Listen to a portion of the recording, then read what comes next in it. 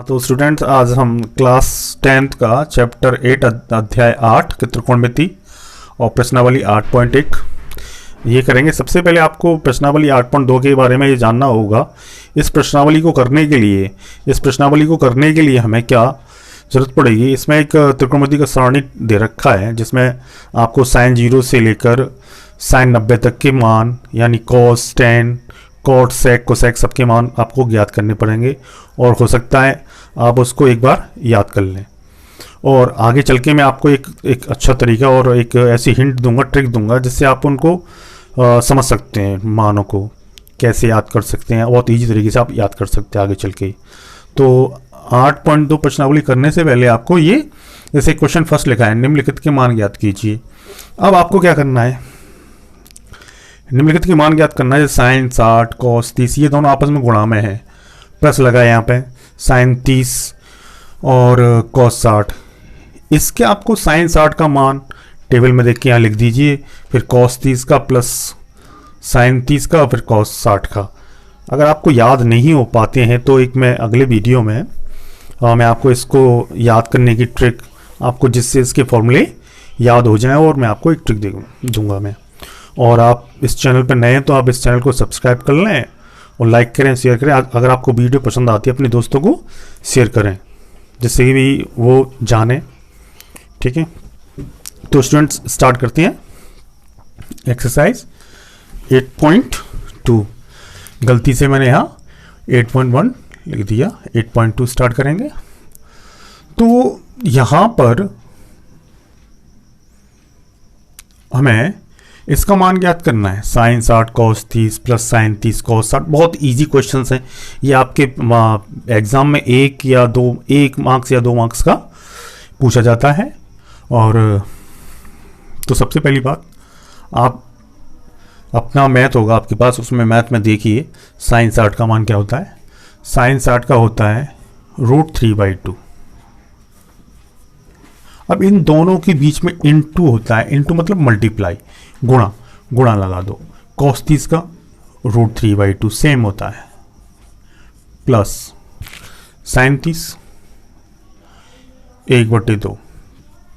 इन दोनों के बीच में क्या है, गुणा लगा दिया। कॉस 60 1/2। अब क्या करना है आपको, बहुत इजी है। √3 का √3 में मल्टीप्लाई कर दो।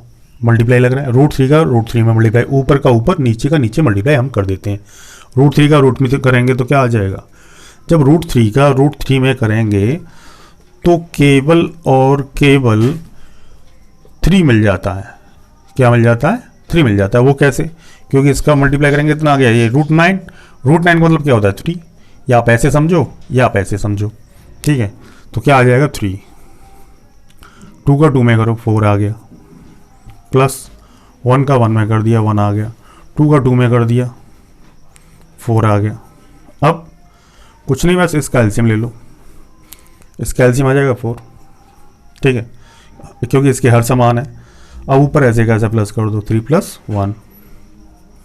अब आपको क्या मिलने वाला है, 3 1 4, 4/4।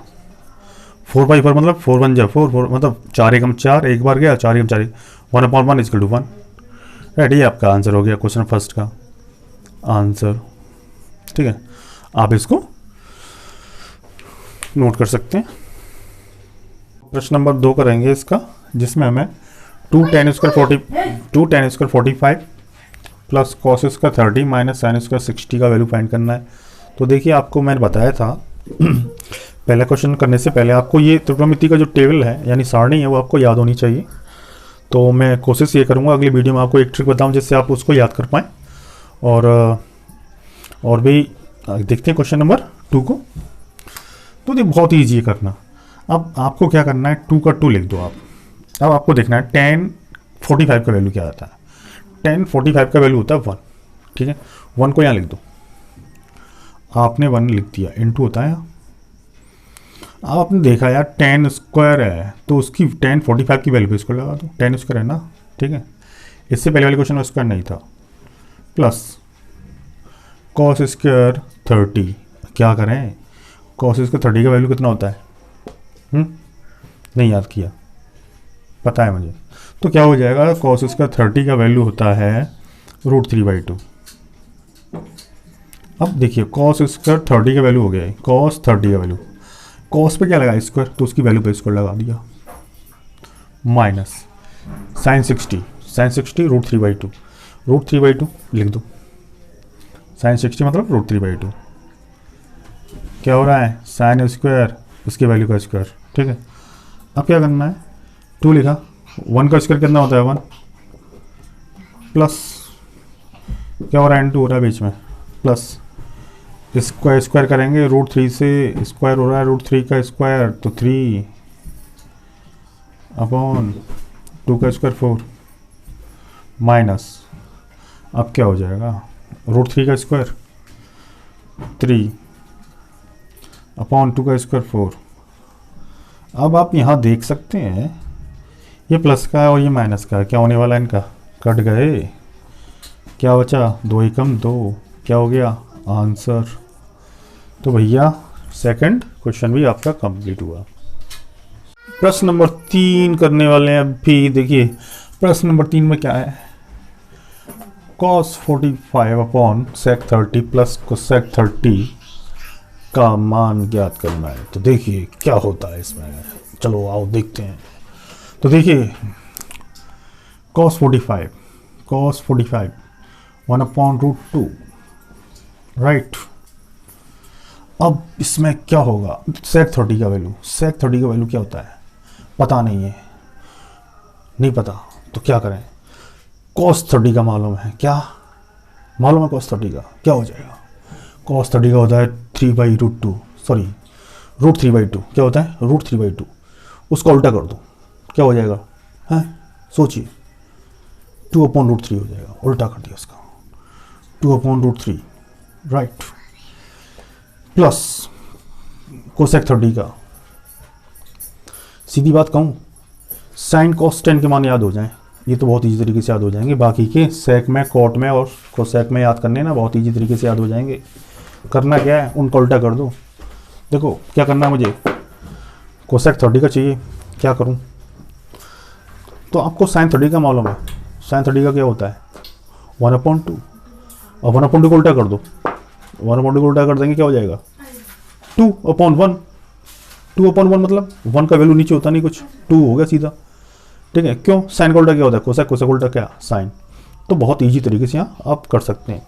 आपको साइन कोस टेन के मान याद हो जाए काफ़ी है। तो क्या लिखते हैं इस जगह,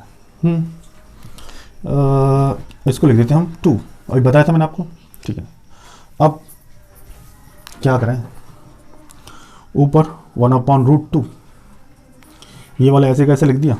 अब क्या करने वाले हैं, इसकी चवल मान लो, इन दोनों का एलसीएम ले लिया, इन दोनों का √3 और 1, √3 आ गया एलसीएम, कितना आ गया √3, √3 का √3 में क्या किया डिवाइड, ये तो ऊपर वाला ऐसे का ऐसा, अब नीचे वाले को सॉल्व कर रहा हूँ मैं इसको, √3 का √3 में करेंगे क्या आएगा, √3 का √3 में भाग दिया 1, 1 का इसमें करेंगे 2 का 2, प्लस इसमें करेंगे 1 का भाग, 1 से भाग देंगे इसमें √3 में, क्या मिलने वाला है, सोचिए √3 का इसमें करो तो कितना आ गया 2√3, राइट 2√3। अब क्या होगा जब 4 संख्याएं अपोन में हो, इसके अपोन में ये, इसके अपोन में ये, इसके अपोन में ये, तो क्या करते हैं, करना ये है पहली का चौथी से मल्टीप्लाई, दूसरी का तीसरी से मल्टीप्लाई, यानी गुणा कर देते हैं, क्या कर देते हैं गुणा। तो मैं करता हूँ, तो यहाँ तो जगह नहीं है तो मैं उसको यहाँ कर देता हूँ। तो देखिए √3 का 1 में करेंगे, √3 आ गया अपॉन, तो क्यों ना मैं इस तरीके से कर लेता हूँ, पहले इसमें करके लिख देता हूँ मैं मल्टीप्लाई, या आप जैसे चाहे आप वैसे कर सकते हैं, इसका कर देता हूँ मैं इधर, तो क्या आ जाएगा 2√2, ठीक है ना, क्योंकि इसका होगा 2 बाहर √2 अंदर लिख जाएगा। अब इसका इसमें करना मल्टीप्लाई, क्या आ जाएगा, तो √2 का √3 में करेंगे, √6, 2 तो बाहर है ही है, तो √6, ठीक है स्टूडेंट। अब क्या करना है मेरे को, इसको मैं जो इसमें मैं थोड़ा सा इसमें परिवर्तन करूँगा, आंसर तो खैर यही हो जाएगा इसका, अगर चाहें तो इसको मैं आगे जाके रेशनलाइज करूँगा। रेशनलाइज क्यों करते हैं, इसका एक रीज़न होता है रेशनलाइज करने का, क्योंकि हमारा जो अपॉन है ना, बटे में जो है रूट के संख्याएं या मान नहीं आना चाहिए, क्योंकि मैथमेटिक्स में ये अपराध है, क्या है अपराध, ठीक है। तो मैं यहाँ इसके रूट को ख़त्म करने वाला हूँ, ठीक है। तो सबसे पहली बात मैं इसको, ये आपको विच इज़ कौन सा बड़ा है इसमें, टू रूट टू या ये बड़ा है ना, इसको मैं पहले लिख देता हूँ 3/2√6 + 2√2। तो आप देखिए बस क्या लिखा मैंने, इसको पहले लिख दिया, इसको बाद में लिख दिया है, प्लस के साइन ऐसे कैसे हैं। जब मुझे इसको रेशनलाइज करना है, क्या करना है, रेशनलाइज करना है। रेशनलाइज करने के लिए मैं क्या लेता हूँ, इसी नंबर को ले लेता हूँ, क्या लेता हूँ, इसी नंबर को, इसी संख्या को उससे ऊपर नीचे मल्टीप्लाई, इसके हर अंश में और इसके हर में कर देता हूँ मल्टीप्लाई, ठीक है ना, अपॉन 2√6 - 2√2। अब सोचिए, जब कभी भी रेशनलाइज करने का आपको क्वेश्चन के अंदर आ जाता है, रेशनलाइज करने के लिए ऐसे मुझे यहाँ करना पड़ रहा है, क्यों, यहाँ पे एक मजबूरी है मैथ में, ऐसे क्वेश्चंस में हमें क्या करना पड़ता है, रेशनलाइज करना पड़ता है। जब अपॉन में हमें क्या मिल रहा है, रूट के नंबर्स मिल रहे होते हैं, तो रेशनलाइज करना ज़रूरी हो जाता है। तो मुझे क्या करना है, अब आपको रेशनलाइज करने के लिए इतना है, आपकी जो अपॉन मिल रहा है ना, वही नंबर लेकर आप उसका ऊपर नीचे, उसके अंश में और उसके हर में गुणा कर दो, ठीक है।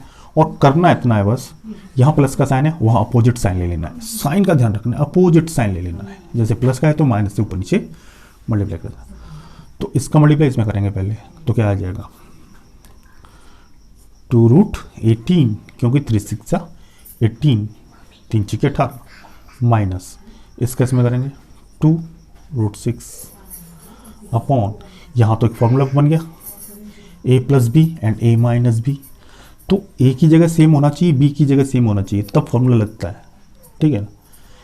2√6 एंड 2√2 ऐसे ही सेम है, 2√6 एंड 2√2, तब फॉर्मूला लग रहा है a + b and a - b। तो आप देखेंगे तो क्या होता है, a² - b², तो 2√6 का square minus 2√2 b², right students, a² - b² = a + b and a - b, इसको माइनस लिख लिया। तो देखिए 2√18 को मैं थोड़ा छोटा करके लिख सकता हूँ यहाँ पर, तो जैसे कि मुझे क्या करना है, √18 का एलसीएम ले लीजिए आप, 2 9 हो गया, 3 से दिया 1, तो इसका तो पेयर बन गया, ये तो बाहर आ जाएगा 3 यहाँ से, मगर 2 रूट के अंदर रह जाएगा, तो 3 तो यहाँ बाहर आ गया इंटू 3, और इसको मैं लिखता हूँ √2 इसकी जगह पर, तो यहाँ के आगे बाहर 3, यानी आप समझ सकते हैं √18 की जगह पर मैंने ये वैल्यू लिख दी माइनस 2√6। अब सोचिए आप, इसका स्क्वायर क्या होगा, 2 का तो 4 हो गया, और 6 पे से रूट हट जाएगा, स्क्वायर हो रहा है, तो इसका स्क्वायर करूँगा √6 का, तो क्या हो जाएगा 6 केवल, रूट हट जाता है स्क्वायर करने से केवल उसका, और इसका हो जाएगा 4 6 = 24, यानी 4 6 = 24, इसका 4 हो गया 24 माइनस 2, इसका तो रूट हट जाएगा तो 2 बचा, इसका 4 हो जाएगा, 4 2 = 8, यानी 4 दूनी 8, इसमें से और इसमें से कॉमन क्या आ गया 2 या 3√2, क्योंकि 2 यहाँ भी है, 2 यहाँ भी कॉमन आ गया, माइनस √6, ठीक है स्टूडेंट्स। अब अपॉन 24 में से 8 गई तो कितना बचा 16, 2 8 16, 8 हो गया, ठीक है। अब क्या हो जाएगा, ऊपर कितना बचा, इसके अंश में 3√2 minus √6 upon 8, that's your answer. So president, आप इसको पॉज करके, वीडियो को पॉज करके इसको नोट करना चाहते हैं तो नोट भी कर सकते हैं।